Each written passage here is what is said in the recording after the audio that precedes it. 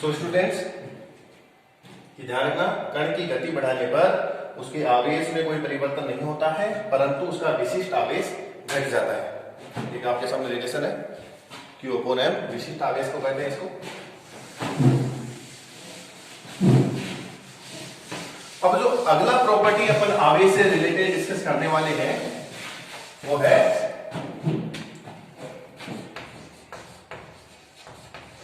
विद्युत आवेश का संरक्षण, कंजर्वेशन ऑफ इलेक्ट्रिक चार्ज। तो संरक्षण का जो ये नियम अपन या इसकी प्रॉपर्टी अपन डिस्कस करने वाले हैं उसका पहले स्टेटमेंट बोल देते हैं कि किसी निकाय के आवेश को ना तो उत्पन्न किया जा सकता है ना ही नष्ट किया जा सकता है। The electric charge of an system neither be created nor be destroyed, ना तो उत्पन्न किया जा सकता है ना ही नष्ट किया जा सकता है। या फिर इसको दूसरे लैंग्वेज में बोले तो किसी निकाय का कुल आवेश सदैव नियत ही बना रहता है, ना तो उसको उत्पन्न कर सकेंगे ना ही उसको नष्ट कर सकेंगे। तो इसको मैं स्टेटमेंट के रूप में लिख सकता हूं, किसी निकाय के आवेश को ना तो उत्पन्न किया जा सकता है और ना ही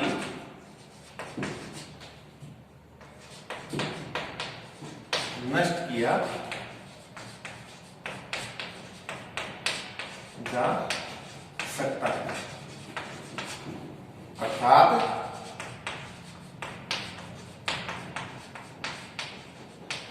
निकाय का कुल आवेश सदैव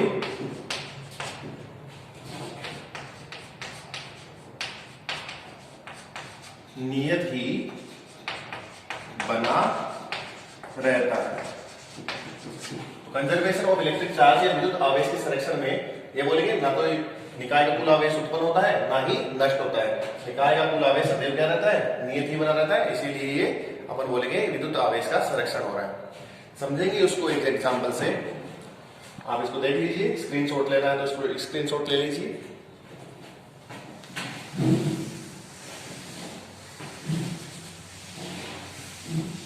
अब इस विद्युत आवेश के संरक्षण को कुछ इस प्रकार से लिखेंगे, जैसे अपन एक इलेक्ट्रॉन के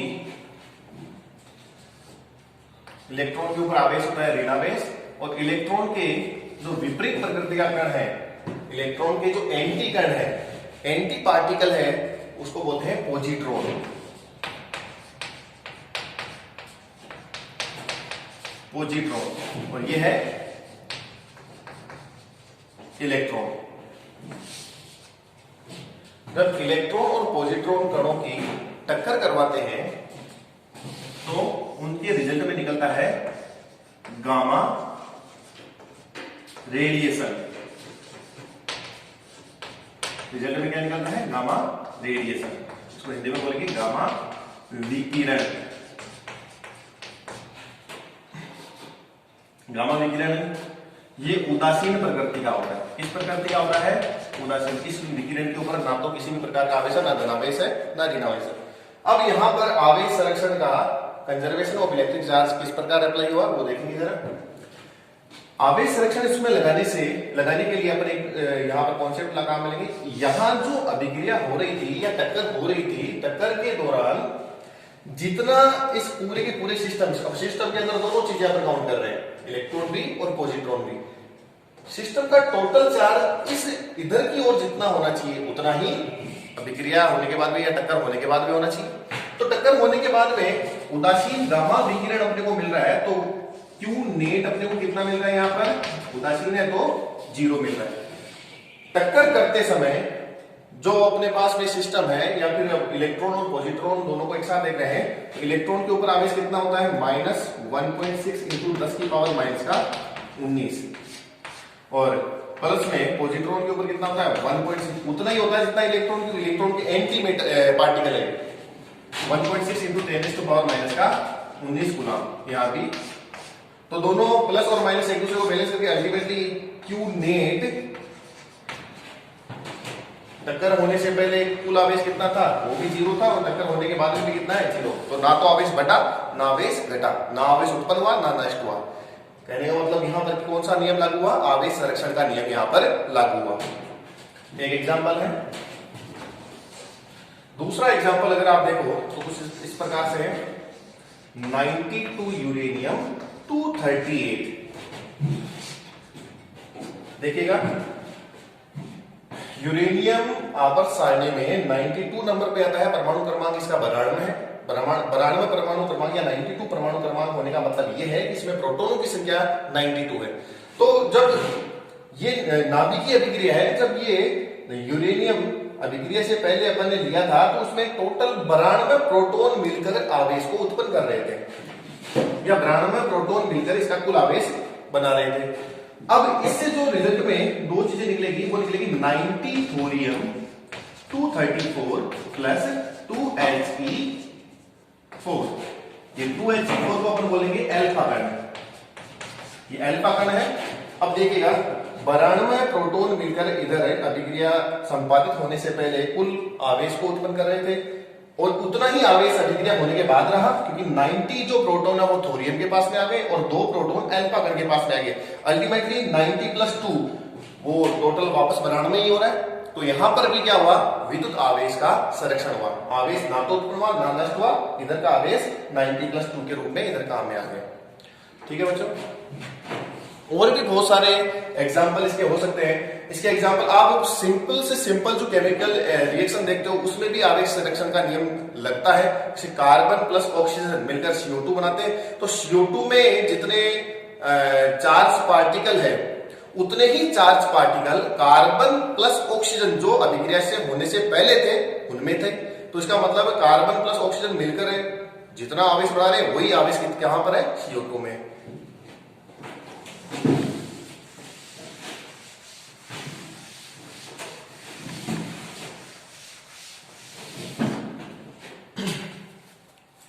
अगला जो गुण हम अपन डिस्कस करने वाले हैं नंबर 4,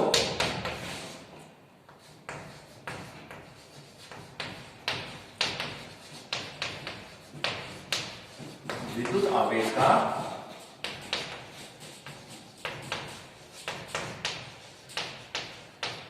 क्वांटीकरण।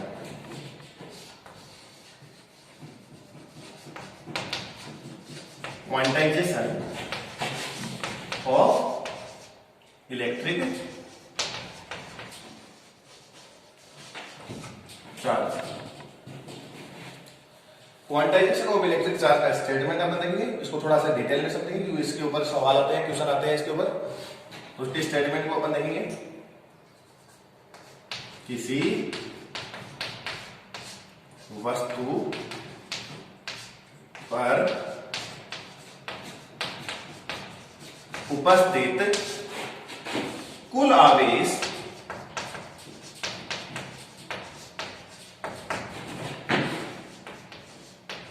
मूल आवेश या यहां नीचे लिख देते हैं आवेश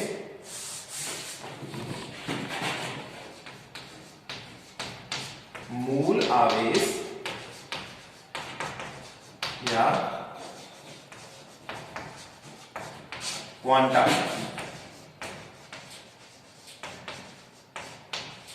का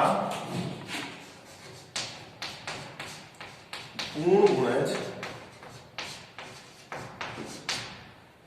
होता है। एक स्टेटमेंट ये है, इसका मतलब ये हुआ कि एक और इसे निष्कर्ष निकालेंगे। यदि एक वस्तु से दूसरी वस्तु पर आवेशों का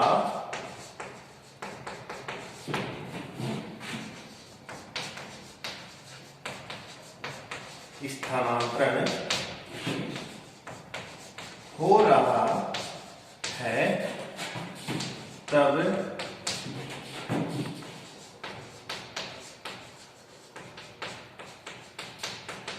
इलेक्ट्रॉनों की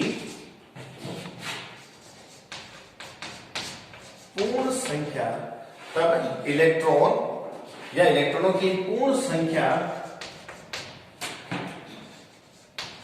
के रूप में ही इलेक्ट्रॉन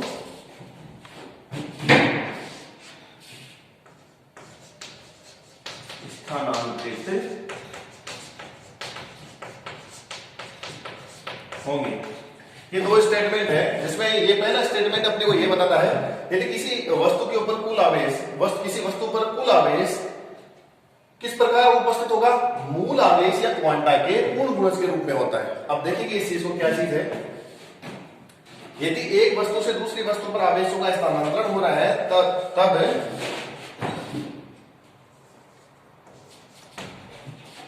तब इलेक्ट्रॉनों की पूर्ण संख्या के रूप में ही इलेक्ट्रॉन स्थानांतरित होंगे। अभी देखेंगे, आपने इसका स्क्रीनशॉट ले लिया होगा या इसको एक बार देख लिया होगा स्क्रीन पे। अब इसको समझेंगे अपन। इसमें एक टर्म्स आया है क्वांटा या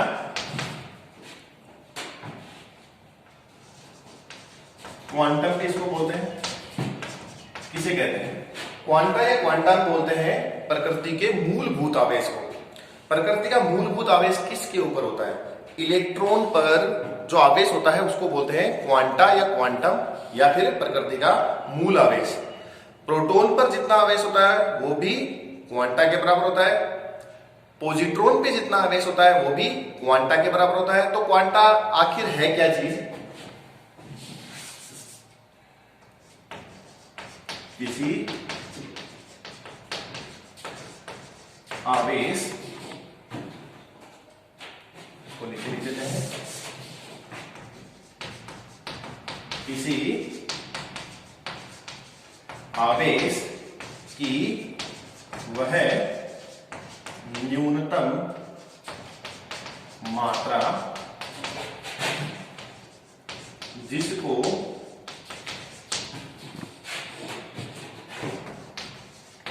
एक वस्तु से दूसरी वस्तु पर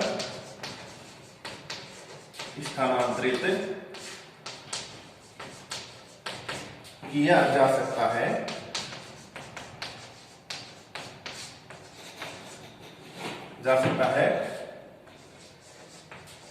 मूल आवेश या क्वांटा या क्वांटम, मूल आवेश या क्वांटा कहलाती है। ध्यान दीजिएगा, आवेश का क्वांटीकरण का अपन नियम पढ़ रहे हैं, उसके अकॉर्डिंग क्या होगा, किसी वस्तु पर उपस्थित कुल आवेश मूल आवेश या क्वांटा का पूर्ण गुणज होगा। अब क्वांटा जो शब्द आया था उसका मतलब होगा आवेश की वह न्यूनतम मात्रा जिसको एक वस्तु से दूसरी वस्तु पर स्थानांतरित किया जा सकता है, मूल आवेश या क्वांटा कहलाती है। ठीक है, अब देखेंगे इसमें क्या चीज है ये आगे डिटेल में। प्रकृति का मूल आवेश या जिसको अपन बोलते हैं क्वांटा, वो किस कण के ऊपर होता है?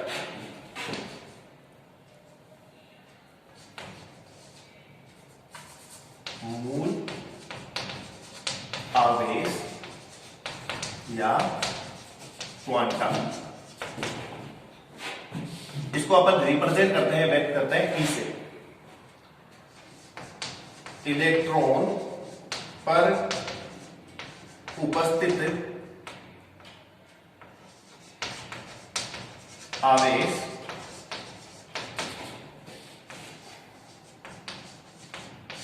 क्वांटा या क्वांटम के तुल्य होता है। इसी प्रकार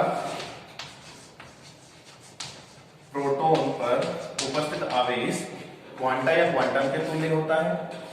अब इलेक्ट्रॉन पर आवेश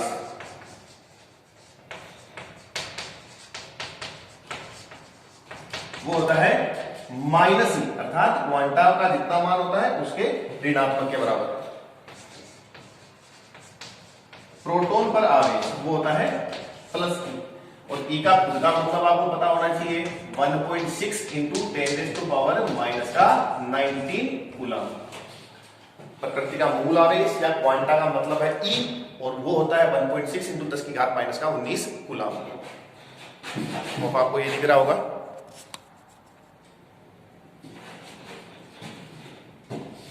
मैं यहां पर इसको लिख देता हूं, फिर होता है ई, और वो होता है 1.6 इंटू 10⁻⁻19 कूलम। ठीक है। अब ई के बराबर आवेश इलेक्ट्रॉन पर भी है, प्रोटॉन पर भी है, लेकिन इलेक्ट्रॉन पर ऋणात्मक है तो ऋणात्मक ही आएगा, माइनस ई के साथ में आ जाएगा -1.6 इंटू 10⁻⁻19, और प्लस ई के साथ में प्रोटॉन के ऊपर आवेश प्लस ई होता है, अर्थात प्रकृति का मूल आवेश या क्वांटा के बराबर आवेश प्रोटॉन पर भी होता है, लेकिन वो धनात्मक आवेश के रूप में होता है। ठीक है। अब इसके ऊपर आ जाओ वापस आवेश के क्वांटीकरण पर। आवेश का क्वांटीकरण ये बोलता है कि किसी ऑब्जेक्ट के ऊपर जो कुल आवेश है, कुल आवेश वो क्या होगा, या तो एक इलेक्ट्रॉन के कारण होगा, या 2 इलेक्ट्रॉन के कारण होगा, या 3 इलेक्ट्रॉन के कारण होगा, या 4 इलेक्ट्रॉन, या मान लो कुल कितने इलेक्ट्रॉन है, n इलेक्ट्रॉन है, तो n इलेक्ट्रॉनों के कारण होगा। कभी भी ऐसा नहीं होगा कि उस वस्तु के ऊपर कुल आवेश आधे इलेक्ट्रॉन के बराबर है, या ऐसा नहीं होगा 1.5 इलेक्ट्रॉन के बराबर है, या 1.5 इलेक्ट्रॉन, या 2.5 इलेक्ट्रॉन, या 10.5 इलेक्ट्रॉन।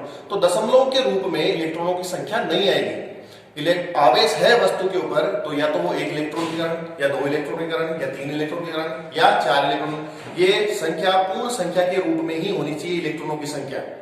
या इसको दूसरे फॉर्म में बोले, अगर धनावेशित वस्तु है तो उस वस्तु पर आवेश या तो 1 इलेक्ट्रॉन निकल जाने के कारण, या 2 इलेक्ट्रॉन निकल जाने के कारण, या 3 इलेक्ट्रॉन निकल जाने के कारण, या n इलेक्ट्रॉन। यहाँ n क्या होगा, पूर्णांक होगा, पूर्ण संख्या होगी, अर्थात n दशमलव वाली संख्या के रूप में नहीं आना चाहिए।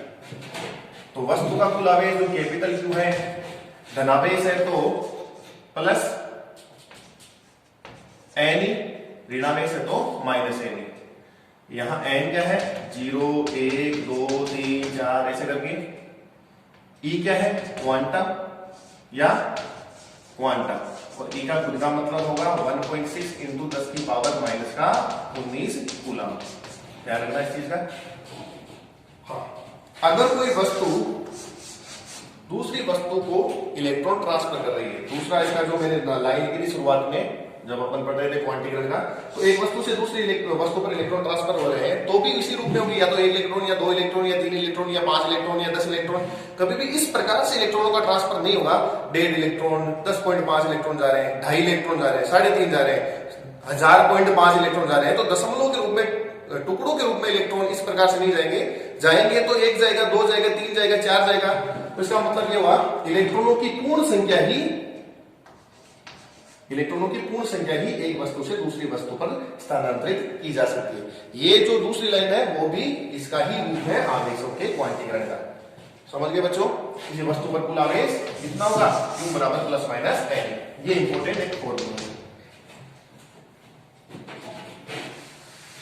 जिसके ऊपर बेस में एक सवाल आपको बता देता हूं। आपको दूसरा सवाल करना है,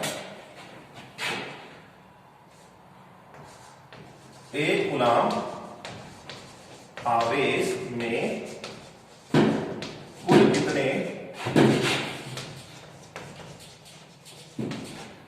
इलेक्ट्रॉन होते हैं। एक कूलम आवेश में कुल कितने इलेक्ट्रॉन होते हैं। तो कुछ इस प्रकार से इसका सॉल्यूशन होगा। आपको क्यू दे रखा है, एक कूलम। आपको पता है किसी वस्तु के ऊपर जो कुल आवेश बनता है वो इलेक्ट्रॉनों के कारण बनता है। n इलेक्ट्रॉन, अगर अपने को पता नहीं n की इलेक्ट्रॉनों की संख्या नहीं पता तो मान लेते हैं n इलेक्ट्रॉन उसके ऊपर है। तो Q क्वांटीकरण का जो नियम वो अपने होता है Q equal to n 8 n का मतलब मुझे पता नहीं है n कितने हैं e, n का मान जाएगा 1 अपॉन e, 1 अपॉन 1.6 इंटू 10 की पावर माइनस का 16, सॉरी माइनस का 19। अल्टीमेटली इसको जब सोल्व करेंगे तो 1.6 तो आ जाएगा और ये आ जाएगा 10 की पावर 19 प्लस का ऊपर आएगा, तो इसको हल करेंगे तो 6.25 इंटू 10 की पावर 18। मैंने अभी बोला कि n का मान n इलेक्ट्रॉनों की संख्या है जो डेसिमल फॉर्म में या दशमलव के रूप में नहीं आनी चाहिए, तो इसको ध्यान से देखेंगे तो इसको अपन लिख सकते हैं 10 की पावर 16 इंटू 10 की पावर 2, 10 की पावर 2 जब इसे गुणा होगी तो ये हो जाएगा 625 इंटू 10 की पावर 16। कितने इलेक्ट्रॉन मिलकर एक कूलम आवेश को जनरेट करते हैं? इलेक्ट्रॉनों की संख्या किस प्रकार आई?